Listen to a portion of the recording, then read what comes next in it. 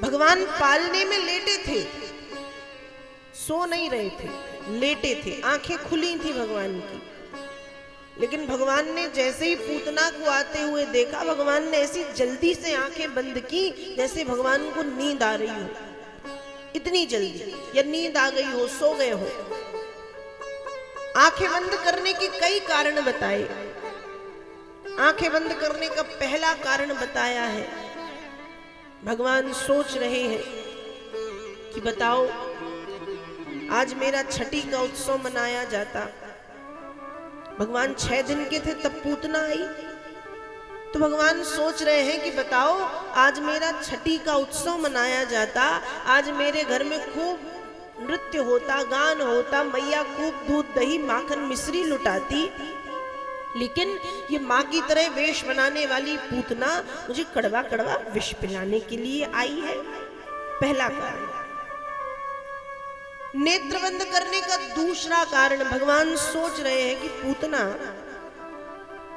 माना कि तू नकली काल बन के मुझे मारने के लिए आई है, लेकिन मेरे जो महादेव है ना वो असली काल है, वो कालों के काल है।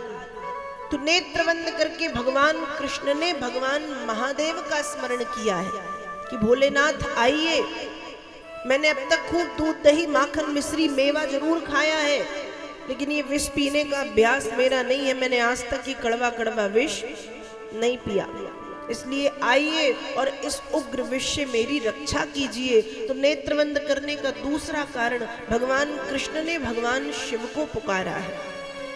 नेत्र बंद करने का तीसरा कारण, भगवान सोच रहे हैं अहो बकीयम स्तन काल कूटम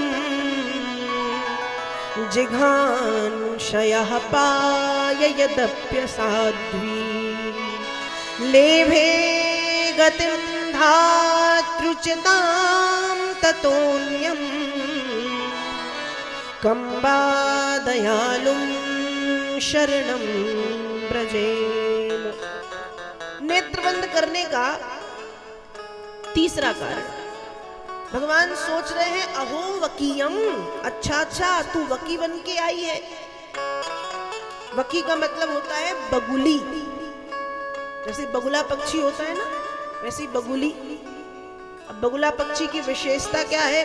कहा बगुला पक्षी की विशेषता ये है वो किसी भी नदी नाला तालाब के किनारे ऐसे बैठता है जैसे कोई योगी ध्यान कर रहा है, और जैसे ही उसके सामने कोई मछली कछुआ छोटा मोटा कीड़ा मकोड़ा आया और उसने अपनी लंबी सी चोंच से गप से उसको खाया। तो भगवान भी कह रहे हो वकी, अच्छा वो वकी बन के आई है, मतलब भीतर से कुछ और बाहर से कुछ। ध्यान रखिएगा, भगवान के सामने आप जैसे हैं ना वैसे जाइएगा, क्योंकि ये दो जो हम रूप बदलते हैं ये दुनिया इससे आकर्षित हो सकती है या दुनिया बेवकूफ बन सकती है, पर भगवान के सामने तो आप जैसे हो वैसे जाओ। अच्छे हो तो ठीक, बुरे हो तो ठीक, उनके हो, जैसे हो वैसे जाओ। ये नहीं कि भीतर कुछ बाहर कुछ। एक कहावत है ना, ऊपर से राम राम पेट में कसाई काम। भगवान के सामने ये दो स्वभाव, ये दोगलापन काम नहीं करता। उनके सामने तो जैसे हो वैसे चले जाओ। अच्छे बन के जाओगे तो उनके हो, बुरे बन के जाओगे तो उनके हो, क्या ही फर्क पड़ना है। दुनिया आपके दोगलेपन को हो सकता है ना समझे, लेकिन ईश्वर से क्या कोई पर्दा है? तो पूतना कैसी है? भीतर से कौन है? राक्षसी है, स्तन में विष लगा करके आई है, लेकिन बाहर से कैसी बन के गई? खूब सुंदर सी देवी बन के, माँ के जैसा रूप बना के। तो भगवान भी सोच रहे हो वकी, अच्छा वकी बन के आई है तू बगुली। स्तन काल कूटम जिघांशयः पाययदप्य साध्वी। साध्वी साधु सी बन के आई है तू, माँ की तरह बन के आई है। अरे पूतना, तू आई अच्छे आ गई, लेकिन जिस रूप में तू आई है उस रूप में आकर के तुमने मुझे धर्म संकट में डाल दिया। कैसा धर्म संकट? पूतना एक माँ की तरह रूप बना के गई है,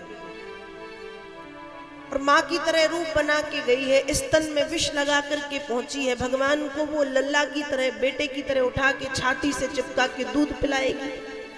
तो भगवान के और उसके बीच में जो संबंध स्थापित होगा, वो संबंध होगा मैया और लल्ला का।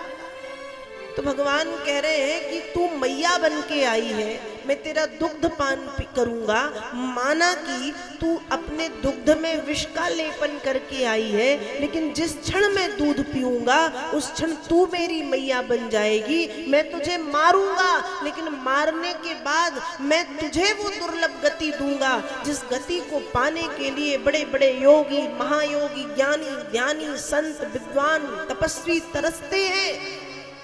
तो मैं ये सोच रहा हूं कि जब एक जहर पिलाने वाली को मैं वो गति दूंगा जिस गति को पाने के लिए सब तरसते हैं, तो जो मैया यशोदा सचमुच मुझे दूध पिलाएंगी, जो गोपियां सचमुच मुझे दूध दही खिलाएंगी, जो गोपियां, जो मैया सचमुच अपने प्राण मेरे ऊपर न्योछावर करने के लिए तैयार होंगी, उन गोपियों को, उन व्रजांगनाओं को, उन गोपांगनाओं को, उन ब्रज स्त्रियों को, उन मैया यशोदा को मैं कौन सी गति प्रदान करूंगा? जब जहर पिलाने वाली को ये गति, तो सचमुच प्रेम करने वालों को मैं कौन सी गति दूंगा?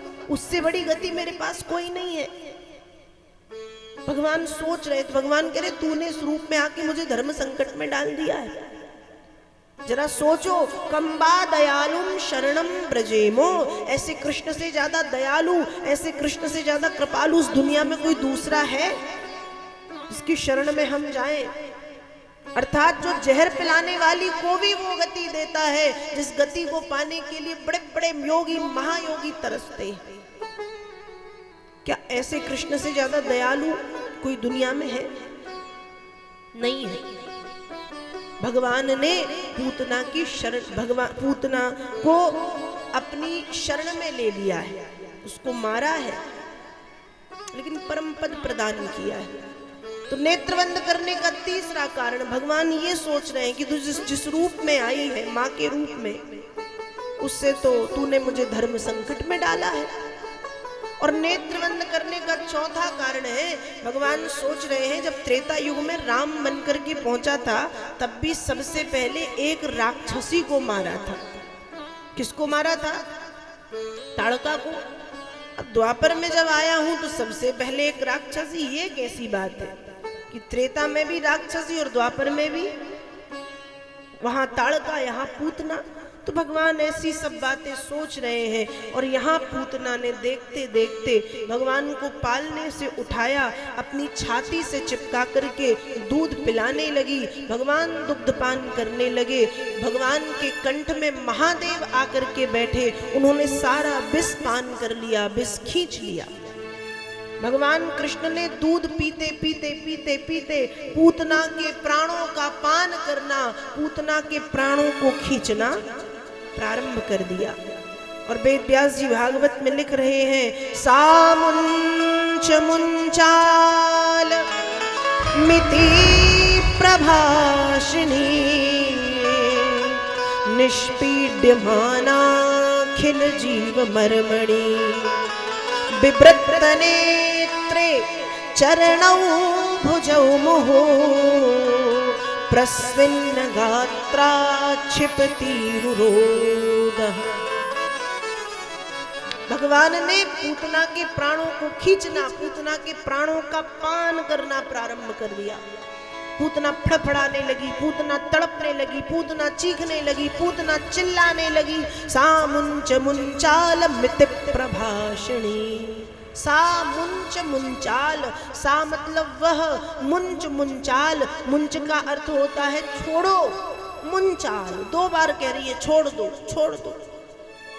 एक बार वो कहती है कि तुम मुझे छोड़ दो क्योंकि मेरे शरीर में कष्ट हो रहा है, और दूसरी बार कह रही मुंचाल। मुंचाल मतलब भवसागर से छोड़ दो, भवसागर से पार लगा दो। तो सामुंच मुंचाल मित प्रभाषिणी, मित प्रभाषिणी मतलब मितभाषिणी, मीठा बोलने वाली, प्यारी प्यारी बातें करने वाली पूतना। निष्पीड्यमाना खिल जीव मर्मणि, हाथ पैरों को पृथ्वी पर पटकती है, तड़प रही है, फड़फड़ा रही है। उसके शरीर से प्रसविन्न गात्रा, पसीने की धारा बह रही है। उसकी आंखें फट गई हैं, जोर जोर से चिल्लाती है, छोड़ दो छोड़ दो, जोर जोर से। अरे यशोदा, अपने लाल को मुझसे छुड़ा ले। तेरी कोख से किसी साधारण बालक ने नहीं, तेरी कोख से किसी देवता ने जन्म लिया है। पर मैया को तो सुनाई ही नहीं पड़ रहा। पूतना जो भी चिल्ला रही है वो सब एक ही कमरे की कहानी है, मैया तक उसकी आवाज ही नहीं पहुंच पा रही। चिल्लाती, तड़पती, फड़फड़ाती, रोती, बिलकती, हाथ पैरों को पटकती हुई पूतना, तड़पती हुई पूतना आकाश में उड़ गई। आकाश में जब उड़ी तो उसका जो सही वाला रूप था वो सामने आया। पूतना देवी बन के आई थी, पर रूप कैसा था? उसका रूप तो वही था ना, 3 कोस चौड़ी और 6 कोस लंबी। इतनी लंबी चौड़ी पूतना जब आकाश से धड़ाम से पृथ्वी पर गिरी तो मारी गई। पूतना के ऊपर है भगवान कृष्ण। यहाँ कुछ समय बीता तो मैया का जब काम धाम पूरा हो गया तो मैया को अब होश आया है कि कोई गोपी आई है लल्ला को खिलाने। तो मैया कहती है कि वो गोपी का पता नहीं चल रहा, आई तो थी पर गई कहाँ? क्या लाला के साथ वो भी सो गई? देख के आऊं। अब मैया जैसे ही कमरे में पहुंची तो ना वो गोपी मिली, ना लाला मिले, पालना खाली है। अब मैया जोर से चीख के कहती है, अरे ले गई मेरे लाला को, न जाने कहाँ ले गई, कहाँ ले गई। भीड़ इकट्ठी हुई, मैया क्या हुआ? मैया ने सारी बात बताई। सब दौड़ते भागते भगवान को तलाश करने लगे। भागते भागते मथुरा जाने वाली गली में एक दूर से राक्षसी पड़ी दिखाई दी। सब समझ गए क्योंकि उसके ऊपर से भगवान की किलकारियों की आवाज आ रही थी। उस समय पूतना के शरीर में हजारों नसैनियां लगा करके भगवान को नीचे उतारा गया। पूतना के शरीर के सैकड़ों हजारों टुकड़े करके उसकी चिताएं बनाई गई और फिर पूतना को जलाया गया।